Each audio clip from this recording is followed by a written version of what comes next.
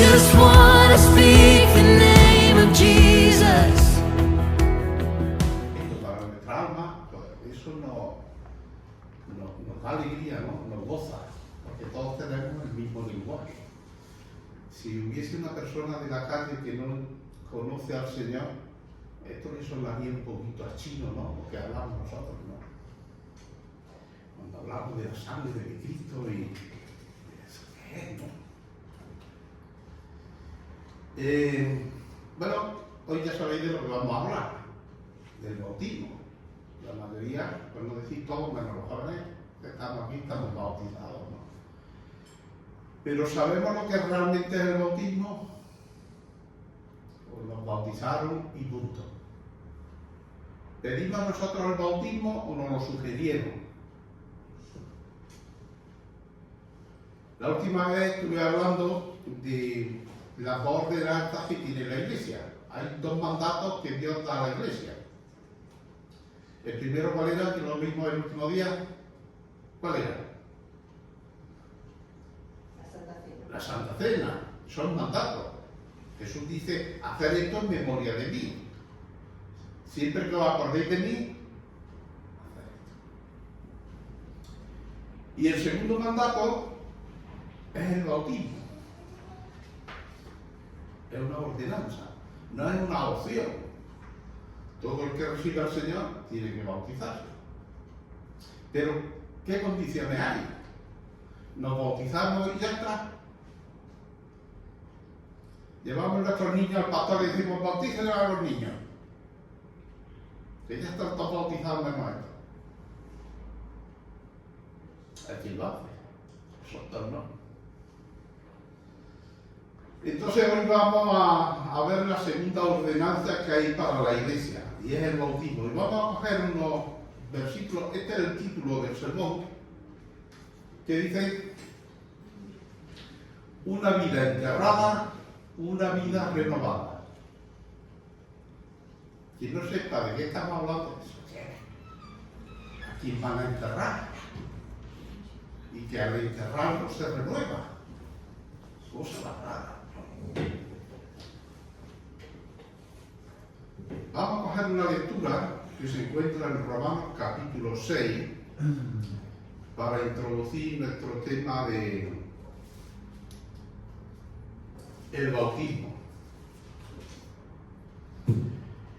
Romanos capítulo 6, aquí tenéis el texto, versículos del 1 al 4. Y esto es un tema muy importante para los no bautizados y también para los bautizados, porque nos recuerda un poquito qué es lo que hicimos un día. Dice Pablo en el versículo 1, ¿qué pues diremos? ¿Perseveraremos en el pecado para que la gracia abunde? En ninguna manera, dice el versículo 2. Porque los que hemos muerto al pecado, ¿cómo viviremos aún en él? ¿O no sabéis que todos los que hemos sido bautizados en Cristo Jesús, hemos sido bautizados en su muerte?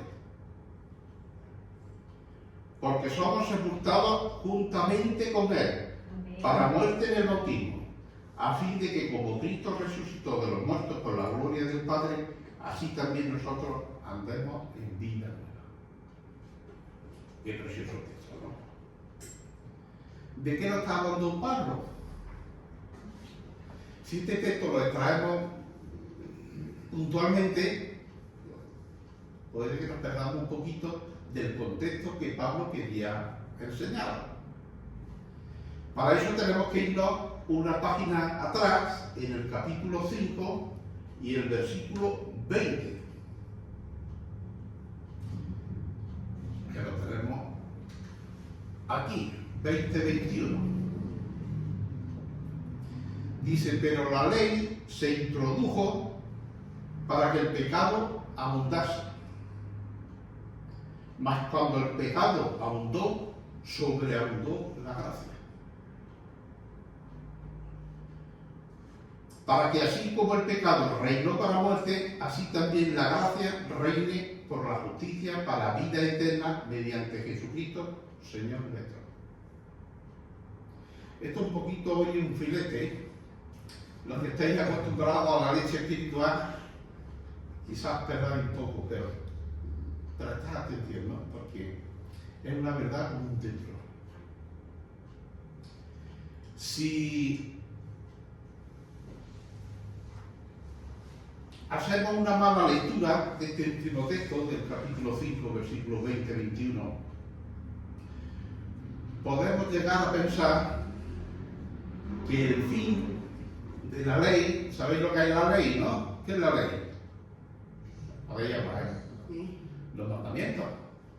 Bueno, la propia palabra de Dios es la ley de Dios, su propia palabra, ¿no? Entonces,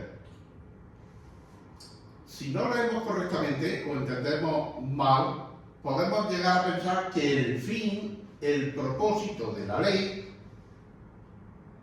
era que hubiera más pecado, que abundase el pecado. Eso es lo que dice, ¿no? Pero la ley se introdujo para que el pecado abundase. Qué curioso, ¿no? Si tú esto se lo enseñas a un recién convertido, piensa que es así. No. Que Dios introdujo su ley en este mundo para que hubiera más pecado. Eso es lo que dice Pablo. Los que llevamos tiempo en enseñar, no, eso suena muy mal, eso no puede ser, porque eso rompe con todo lo que la palabra de Dios está enseñando. Entonces, ¿qué es lo que quiere decir el aborto? ¿Qué es la ley? ¿Qué es lo que hace la ley? La ley es como un espejo. Si tú te levantas de la cama con la hora peca en el culo y sales corriendo y sales a la calle, no sabes cómo vas. Antes pasamos por el cuarto de baño, por el espejo, oye, la lagaña, oye, el espejo. Porque el espejo te está llevando a la realidad como tú estás. Y la ley, la palabra de Dios, nos presenta la realidad de cómo estamos, solo que la realidad del alma, no de la cara, sino del alma. O sea, la ley te dice cómo estás tú espiritualmente, cómo es tu vida espiritual. Entonces la ley nos hace que seamos conscientes de los pecadores que somos. Si yo pregunto, oye, ¿habéis pecado alguna vez? Tendréis que admitir que sí, ¿no? Que alguna vez, ¿no?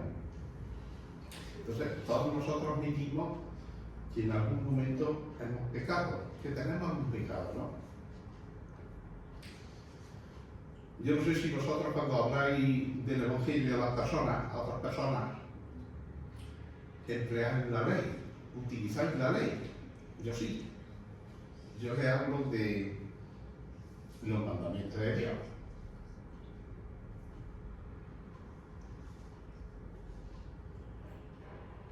Yo les pongo la ley delante y le enseño lo que Dios llama bueno algo y lo que llama malo algo. Le enseño lo que Dios manda y lo que Dios prohíbe. Y les digo que un día estarán delante de Dios y los juzgará con arreglo a esa ley. O sea, el baremo que Dios va a coger para juzgar a las personas es su mandato, su ley, su palabra. Oye, yo esto es lo que dije y no la cumplí.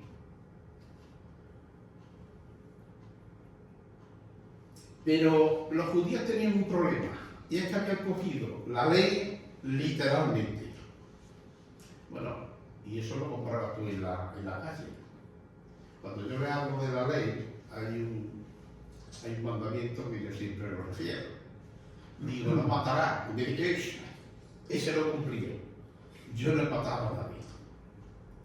Y eso es lo que decían los judíos también, cogían la letra. Pero es que hay, el Señor Jesús cuando viene trae la ley moral.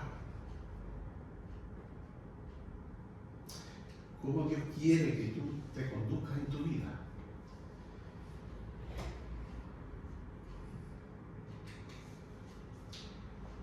¿Qué dice?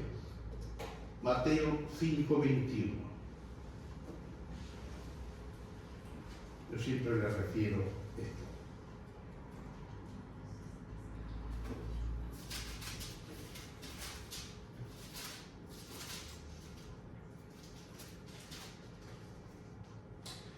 Dice, oíste que fue dicho a los antiguos, no matarás.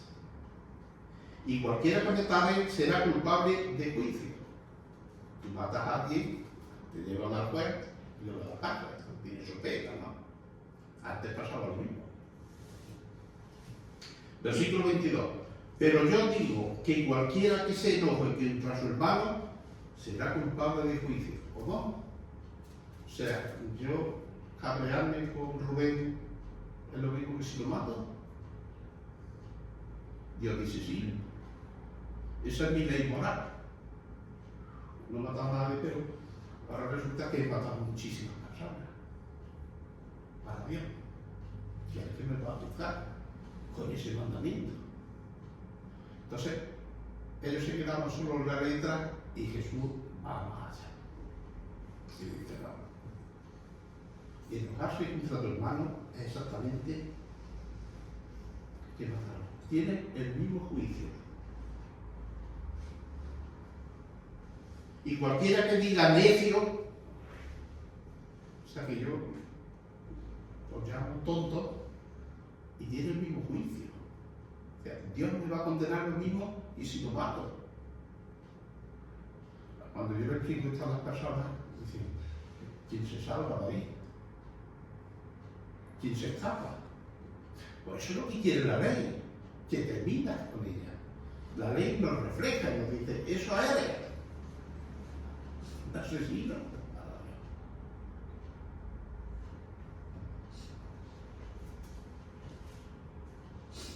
Mira el versículo 28, 27, ese no está ahí. Dice, oíste que fue dicho, no cometerás adulterio. Y cuando lo refiero eso a algunos, dice, ahí me escapa, yo no he cometido adulterio. Pero luego dice el versículo 28, pero yo digo que cualquiera que mira a una mujer para codiciarla, ya adulteró con ella en el corazón. Pasamos de lo hecho a la intención. Y el judío solo veía lo hecho. Yo no he hecho eso, yo he hecho eso. Pero la intención, el corazón, la moral, la exigencia de Dios. Entonces la ley está para hacernos ver que no nos escapamos ninguno. No nos escapamos ninguno. Por eso dice el versículo que la ley se introdujo para que abundara el pecado. Abundara el conocimiento del pecado. Para que te dieras cuenta cómo estaba pecando. Yo cuando empecé a hablar con uno, pues solo admitía 2 o 3 pecados. Pero cuando leímos todos estos textos, dicen, la lista es muy larga. La lista es muy larga.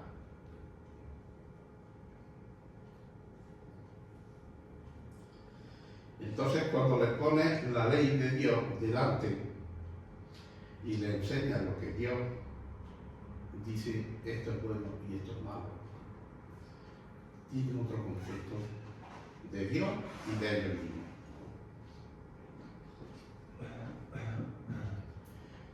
Entonces, se van dando cuenta que no han pecado un poquito, como pensaban, sino que por el contrario, han pecado mucho.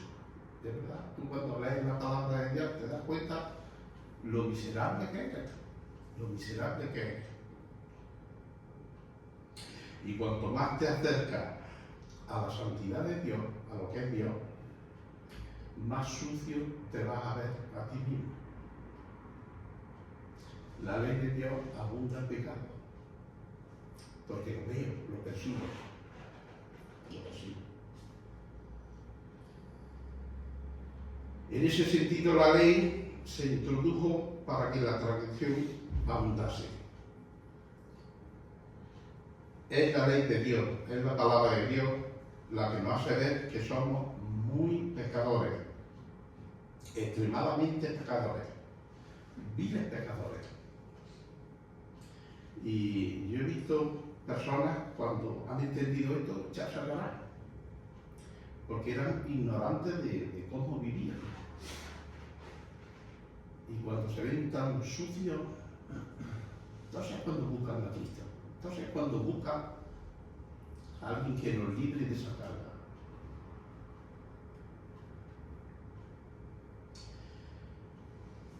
No hay esperanza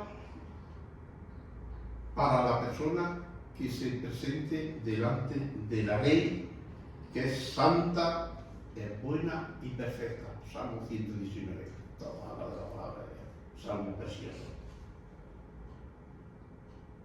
¿Quién da la talla?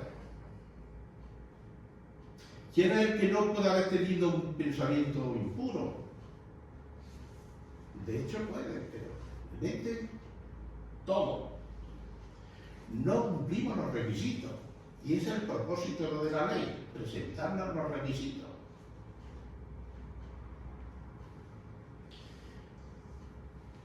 Y por tanto solo espera una cosa, la condenación.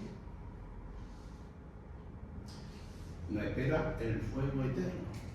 ¿Por qué? Porque estamos transgrediendo la palabra de Dios. No estamos haciendo lo que Dios quiere, lo que Dios espera. Por tanto, solo nos espera la condenación, el fuego eterno. Y ahí es donde llega Cristo. La única esperanza es ser salvados del infierno.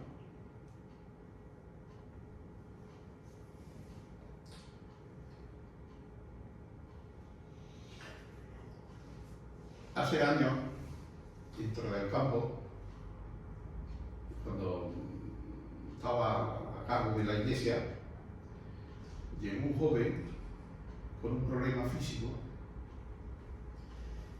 y me dice: Pedro, ¿tu Dios puede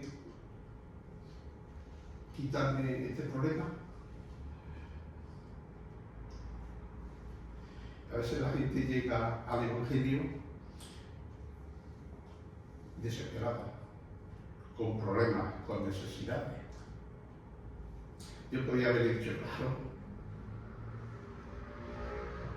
no porque dude de Dios, porque Dios es poderoso. Dios ha hecho todo lo que vemos, lo visible y lo invisible. Puede cambiar cualquier ley natural, me refiero. Puede curar cualquier enfermedad, puede hacer lo que quiera. Pero yo no estaba seguro si Dios quería o no. Puede, sí. Entonces yo le dije, mira, antes de tu problema físico, hay una necesidad más grande, y es tu alma. Y hablando de hace 40 años, bueno, ahí está, siguiendo al Señor. No se le corrigió el problema físico. Me acordé de Pablo cuando decía que 3 veces había orado al Señor para que le quitara, y le dijo al Señor, bástate mi gracia. No tiene por qué curarnos a todos. No tiene por qué quitarnos problemas físicos. Es poderoso, sí, pero no sirve. Lo que sí quiere es salvarte del infierno. Eso es lo primordial. Entonces tenemos que tener cuidado con el evangelio que predicamos. No vaya que estemos dando falsa esperanza. Oye, tú estás perdido y Dios quiere encontrarte y salvarte. Eso es lo importante. Y lo demás, Dios lo hará, ¿no? Pero tenemos que presentar a las personas con su pecado delante de Dios. Y que Cristo murió por eso. Porque ese pecado lo lleva derecho al infierno. Y Dios es paciente porque quiere que todos se salven. Y nosotros también queremos que todas las personas se salven. Del infierno, no de una copera. o de una migraña, o de otra cosa. Queremos que se salve del infierno. Es ahí donde Pablo ha dicho esto: la ley introdujo para que abundase la transgresión, el pecado. Pero donde el pecado sobreabundó la gracia. Si tú te presentas delante del Señor con 2 pecados, te va a perdonar 2 pecados. Pero si te presentas con toda la lista grande de pecados, la gracia va a ser más grande, el perdón va a ser más profundo. En ese sentido estoy hablando. Ahora sí, la ley nos muestra cómo somos, pecadores. Y la gracia nos muestra cuán bueno es Dios. Cuánto pecado tengo, cuán bueno es Dios perdona. Cuantos más pecados te presentes delante del Señor, más te perdonará o más valorará la gracia de Dios. Porque si la ley demuestra que somos muy pecadores, que he ofendido a Dios mucho, ya no son 2 o 3 pecados, ya reconozco que tengo mucho, ¿qué esperanza hay para mí? Y ahí llega Cristo con su perdón y con su gracia.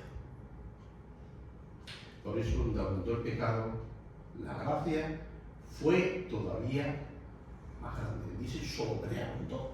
El pecado abundó, dice la gracia sobreabundó. Puedo ver la gracia de Dios mucho más grande.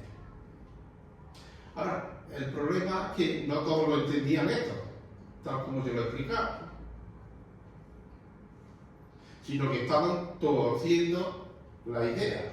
Daros cuenta que esto no es algo que los romanos le dijeran a Pablo: oye, dame explicación de esto, sino que Dios utiliza a Pablo en un sentido como si supiera lo que ellos estaban pensando, el concepto que tenían de la gracia, la comprensión que tenían de la idea de la gracia.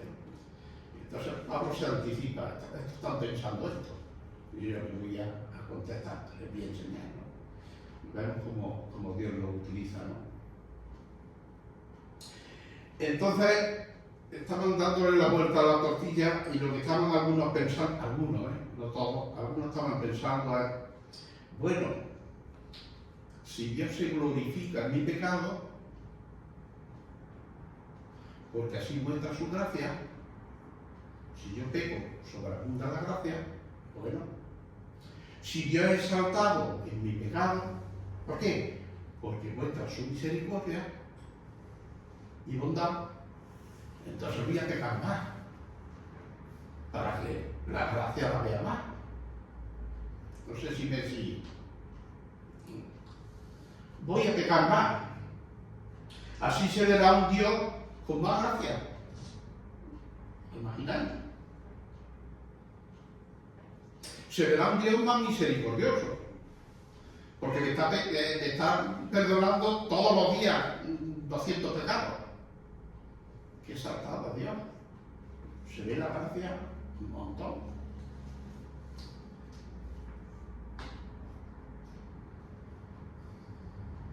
Esa era su comprensión, así lo entendía Pedro.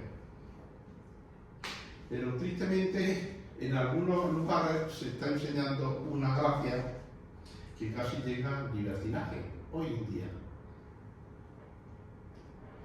Una gracia que llega a pensar: si es por gracia, o sea, si Dios me salva por gracia, un regalo, yo no tengo nada que hacer,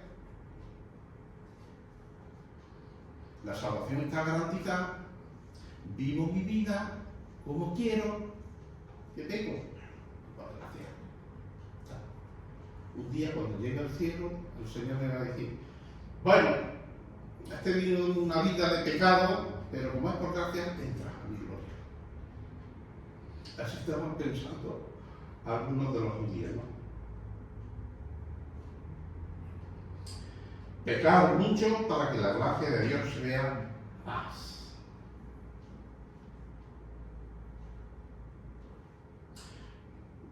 Si pensamos así, oye, no solo pecamos, sino que nos esforzamos en pecar, porque vamos a recibir más gracia.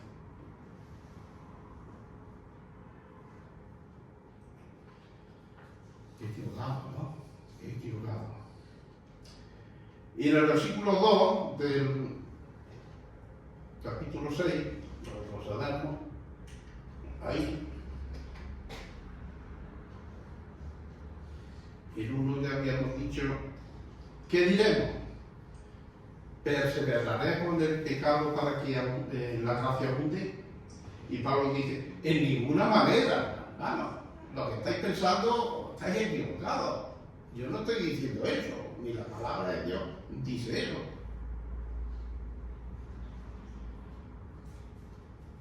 Porque los que hemos muerto al pecado, ¿cómo viviremos aún en él?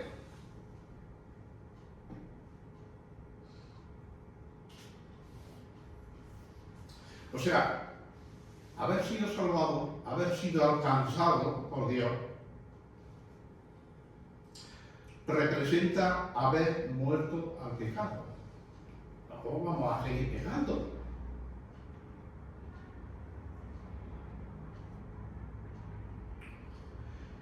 Y entonces aquí Pablo responde a la pregunta y nos enseña un detalle muy curioso. Yo cuando lo vi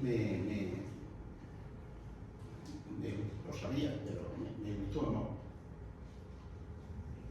Es que la salvación ha hecho algo en nuestra vida. La salvación ha arreglado nuestra relación con Dios.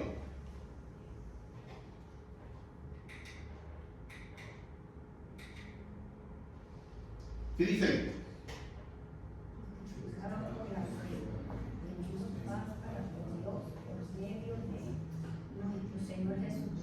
Justificado, pues por la fe tenemos paz para con Dios por medio de nuestro Señor Jesucristo. Entonces, la salvación ha arreglado nuestra relación con Dios. La ha justificado. Éramos enemigos de Dios, separados de Él. Vivíamos de espaldas a Dios. Estábamos muertos en nuestros delitos y pecados. Pero esa gracia salvadora trajo a nuestra vida la reconciliación. ¿Recordad lo que dice Efesios 2:1? Y Él os dio vida a vosotros cuando estabais muertos en vuestros delitos y pecados. Entonces, eso es lo que hace la salvación. Estábamos muertos y nos da vida. O sea, las relaciones las cambia. O sea, la salvación repara nuestra relación con Dios. Si antes lo teníamos de espaldas, si antes vivíamos en un estado de muerte, si antes éramos enemigos de Él, porque no hacíamos lo que Dios quiere, al mismo tiempo esa relación se rompe con el pecado. Arregla nuestra relación con Él y rompe nuestra relación con el pecado. Antes estábamos muertos para Dios y vivos para el pecado. Ahora estoy vivo para Dios y muerto para el pecado. Antes éramos esclavos del pecado, porque no podíamos remediarlo. Nuestra vieja naturaleza tiraba de nosotros. Ahora dice la palabra de Dios que hemos sido hechos libres de esa esclavitud. Antes estábamos en las tinieblas. Si seguimos leyendo ese Efesios capítulo 2 nos lo explica muy bien. ¿Ahora qué? Ahora somos de la luz. Antes no teníamos nada. ¿Ahora qué tenemos? El Espíritu Santo. O sea, el cambio, o sea, la salvación, nos das cuenta lo que ha hecho. Ha arreglado nuestra relación con Dios y ha roto nuestra relación con el pecado. Por eso Pablo dice, en ninguna manera vamos a seguir pecando. Porque los que hemos muerto al pecado, pero no estábamos muertos al pecado. Claro, esa es la obra de Dios. Pero antes estábamos vivos al pecado. Por eso ahora estamos muertos al pecado. Mi relación ahora ha sido restaurada por Jesucristo y mi relación ahora con el pecado también ha sido rota por medio de Jesucristo. Él hace las dos cosas al mismo tiempo en la salvación. La gracia que salva trae vida con Dios y muerte para el pecado.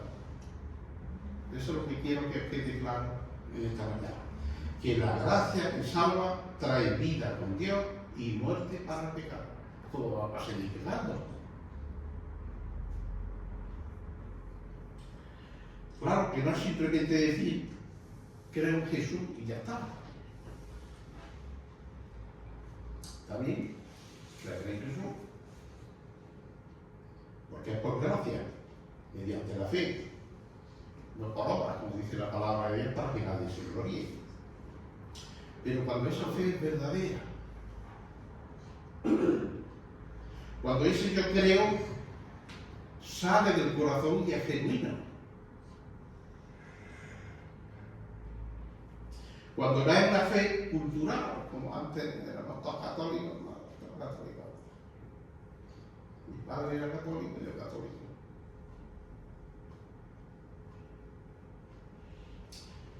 O una fe familiar.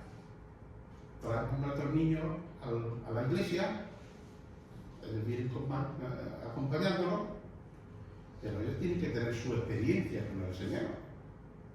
No son salvos porque vengan con sus padres.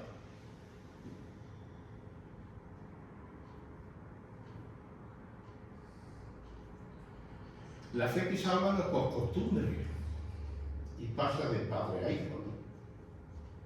Tiene que ser una relación personal con el Señor, cada uno de nosotros, cada uno de nosotros.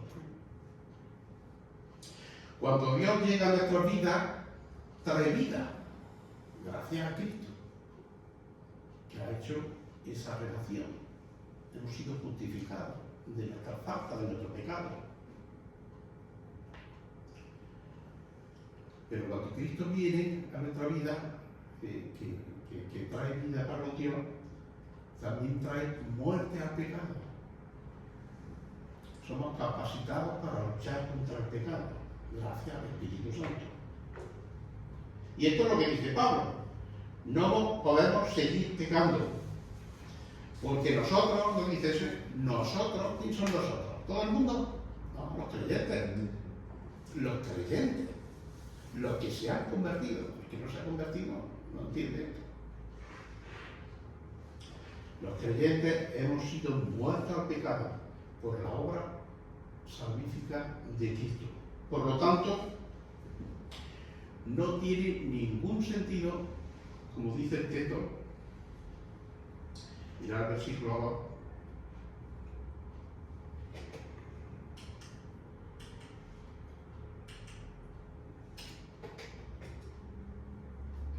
en ninguna manera, porque los que hemos muerto al pecado, ¿cómo viviremos aún en él? Aún en él. Es un adverbio que denota todavía, ¿no? ¿Cómo podemos vivir todavía en el pecado? Cuando dice aún vivamos, se refiere a una práctica, no que no podemos caer, hermano. Todos pecamos, y el que dice que no peca se engaña a sí mismo, ¿no? Dice eso Juan. No se está refiriendo a una caída, sino a una práctica, a una vida de pecado. Dios te dice, estás muerto al pecado, no tienes por qué vivir para el pecado y practicarlo. Y ahí en ese contexto es donde Pablo va a dar el ejemplo del bautismo. ¿Todos sabéis por qué nos bautizamos? Jairo, ¿tú sabes por qué te bautizaste? ¿Sí? Me certificado.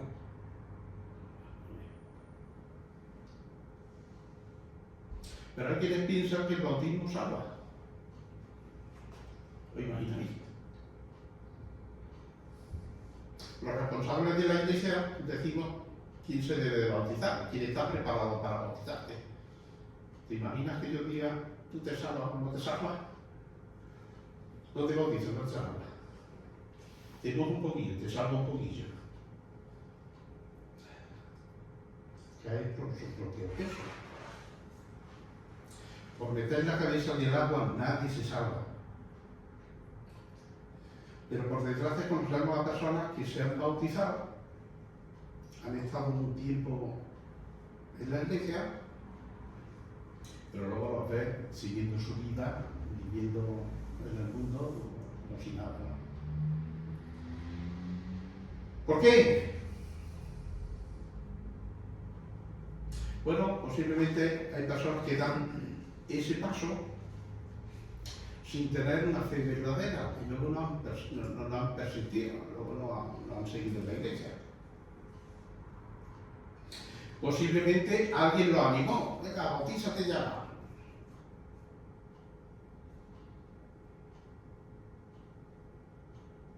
O por la imprudencia de alguna iglesia, que bautizando a las personas piensan que así las van a retener y bautizan a todo el que.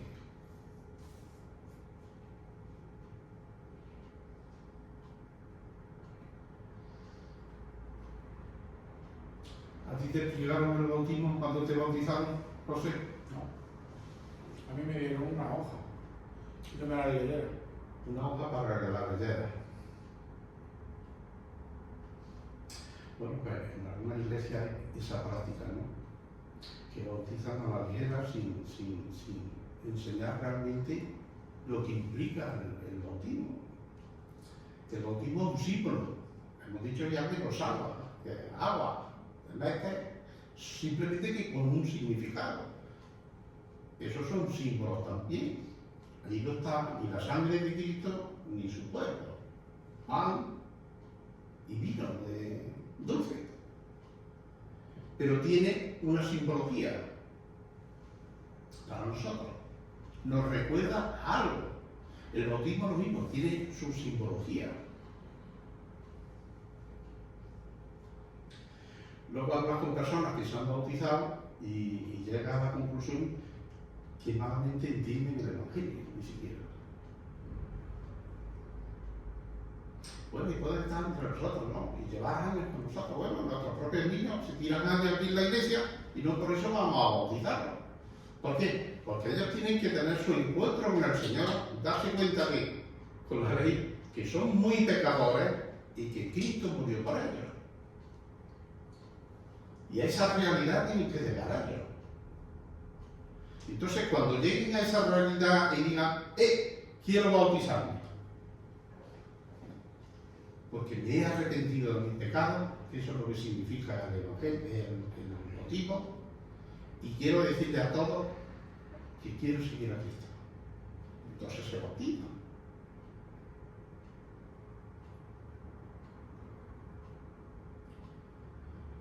Bueno, esperamos que nuestros jóvenes algún día pues le entreguen el corazón al Señor, quieran dar testimonio realmente de que son conscientes de que han muerto a pecado y que son vivos para el Señor. Y cuando quieran decirnos a nosotros, lo bautizaremos con mucho gusto.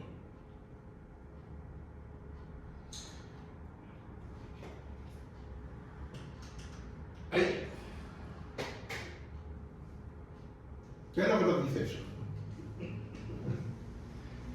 Todos hemos estado en bautismo, ¿verdad? Yo he bautizado a un montón de gente de la iglesia.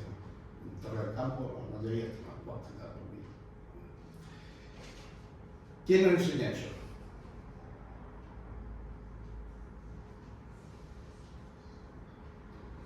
Cuando vemos esa escena, que podría ser cualquier hermano nuestro, la he sacado de internet, no es ninguno que podía haber cogido una foto, pero eran un montón de fotos, ¿no?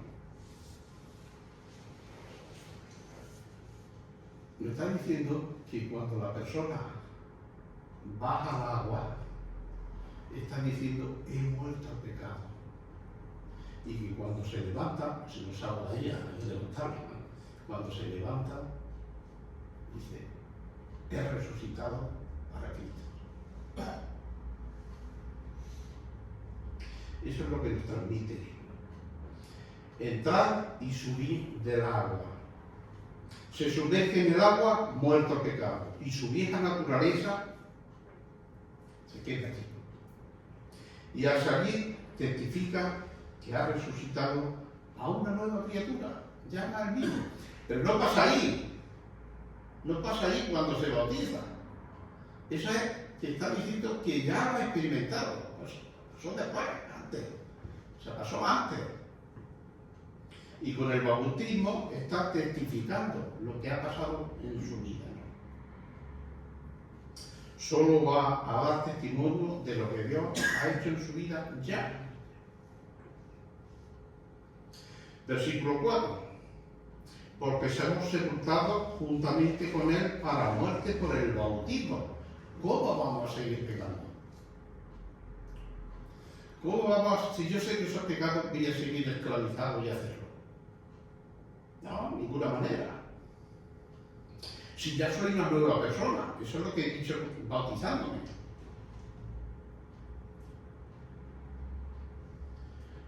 Antes hablábamos del corazón, ¿no? Dios me ha quitado el corazón de piedra y me ha dado uno de carne, como dice la profecía, ¿no? Me ha dado el Espíritu Santo. ¿Cómo voy a seguir pecando? Para que ahora pueda andar a través del Espíritu Santo por los caminos de Dios.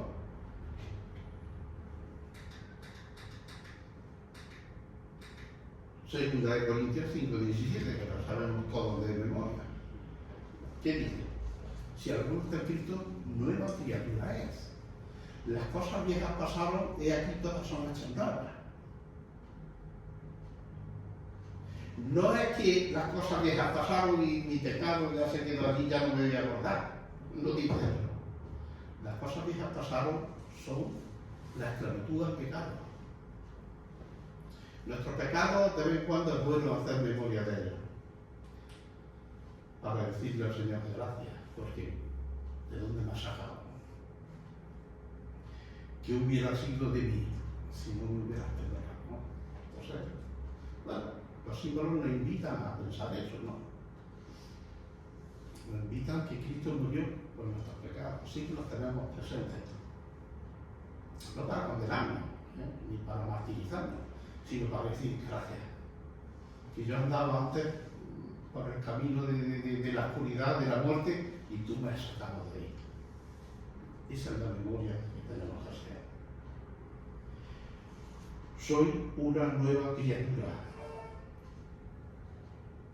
y puedo andar en los caminos de Dios porque tengo la ayuda del Espíritu Santo. Eso es lo que dice la palabra de Dios, no lo digo yo. Si tú estás en Cristo realmente, lo que decíamos antes, si no hay una fe fingida, estas son las que fingen, ¿sabes? Están a punto de la iglesia, pero nunca se han convertido, nunca han experimentado eso. Y es muy fácil de saber si tú eres cristiano. Porque cuando tenemos el Espíritu Santo hace unos frutos en nosotros que no se pueden fingir. Porque no son de nuestra naturaleza, son espirituales. Si no se ven, puede que no sea del Espíritu Santo. Entonces es bueno que de vez en cuando recordemos de dónde nos sacó el Señor, de nuestra vida sin Cristo, de nuestro caminar en pecado, de ver que iba derecho al infierno. Yo eso es lo que me hizo adaptarme a Cristo, el saber que iba derecho al infierno. A mí no me hizo abrazar a Cristo un mejor trabajo. O tenía una acogida y que el Señor por eso me acerqué. No, yo tenía miedo al infierno.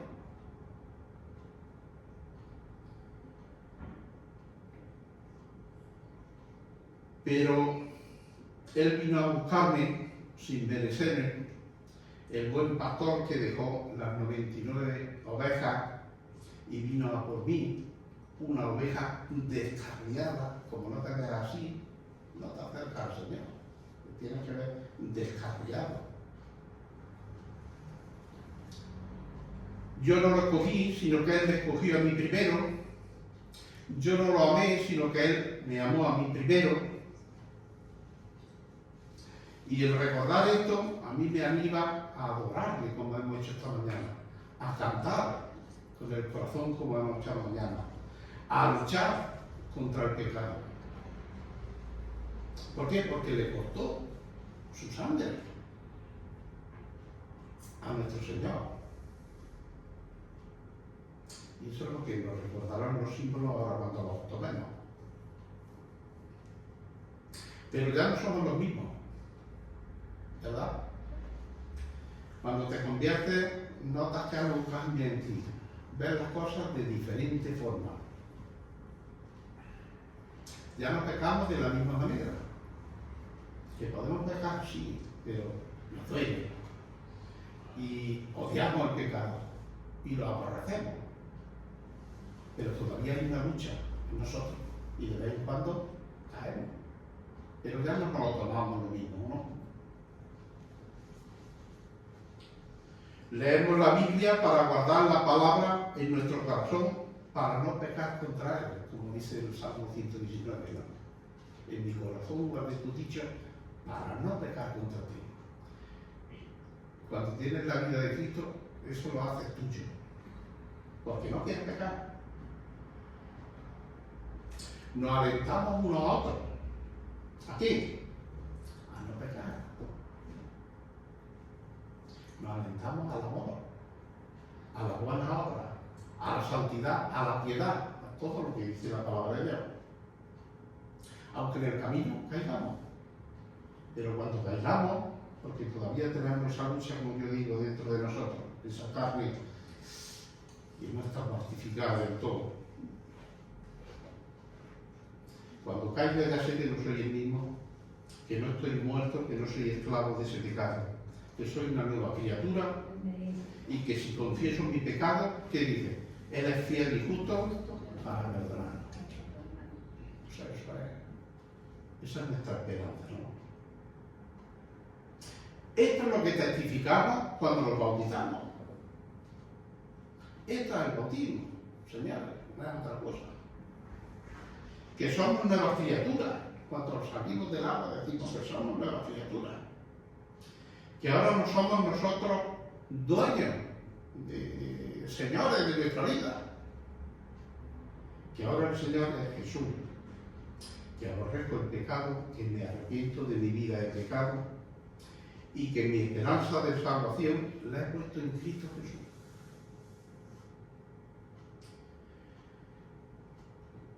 Cuando les llegue la hora a los jóvenes, bueno, que se bauticen cuando sepan que y entiendan el Evangelio, la salvación, quieran dar testimonio de sus propias vidas, que habrán pasado de muerte a vida y que son o serán una nueva criatura y que han muerto al pecado. Si no, no vale la pena bautizarse, si no está diciendo esto con el bautismo. Termino. Una frase de John Stott. Tiene un buen libro sobre Romanos. Dice, ser cristiano implica una identificación personal y vital con Cristo. Y esta unión con Él se manifiesta en nuestro bautismo. Y es una verdad como un tema. Hasta aquí. Amén.